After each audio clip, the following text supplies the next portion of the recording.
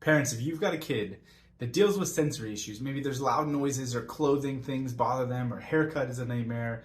If they're dealing with sensory issues, this video is for you because we want to help you understand why is that taking place and what are some things that you can do about it. Another one of the questions that parents get is kind of this framework of, does my kid have these sensory struggles or is this just a kid being a kid? Does my kid have ADHD? Maybe focus delays or focus issues as well? Or is this just a wild boy being a boy? Those are hard things to answer, but I want to give you a framework to help think through it. But to do that, let's understand development. Let's understand how our kids are supposed to heal and supposed to grow and develop and connect all these complex neurological things that need to take place. I want you to think about it as a pyramid, and I got a little guide here. So think of this, even if you can't read every word, just the big picture. Up top, that's the bigger, more complex regulation, social, emotional, behavior things. That's the stuff that drives us crazy, right? That's the stuff that gets the notes home from the teacher or leads to them having to leave the park early or not be able to go to the birthday party or whatever it is. These are the things that show up. Those are the goals that we want to see change. But that's the tip of the iceberg. We've got to see that that has built on a foundation of a lot of other stuff, which starts at this very base level of our first experience, that base sensory input for our nervous system. So for so many kids, a big piece of that is the birth process. During birth, sometimes there's a little bit more stress than ideally that we wish there was. That means that there's maybe some dysfunction, dysregulation in this upper neck and brainstem area, other areas of the nervous system that control and regulate all of this input, which is really everywhere, right?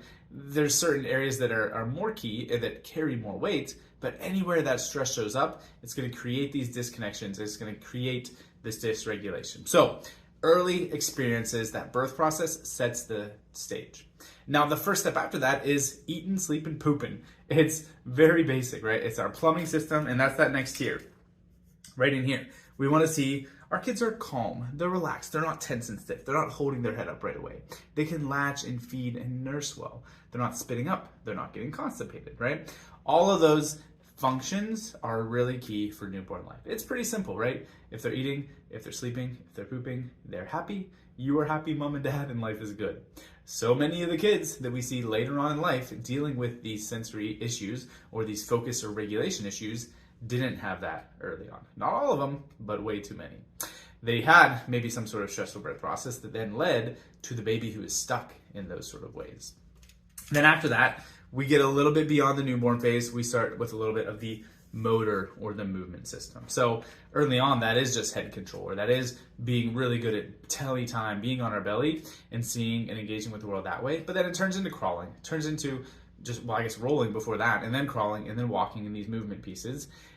When we're stuck in that, it's often because this stuck nervous system has been underlying all of it. So that's the key that I want you to understand, is that this isn't a recent problem. This isn't something we should ignore as a baby, as a toddler, as a 2 or 3 year old before it turns into the bigger issues. This is something that's been going on for a while and we need to address in a more comprehensive and holistic way. So 2 takeaways for that. One, if you've got the little kid, if you've got the little newborn that's just eating, sleeping, pooping, let's make sure that they're doing those well, and let's address it at that point. But if you've got the older kiddo, we've got to understand that this stuff has been there for a while and it's going to take some time to undo. It's going to take some momentum, some time, and some repetition to get them back on track with. Those nerves that fire together, wire together, and so those pathways get more and more ingrained the more time goes on. That's why momentum is so key to healing. We got to build some positive momentum when they've had so much negative traction. So to get that tip of the iceberg change, we've got to work on those things. We've got to address the underlying growth and development mode.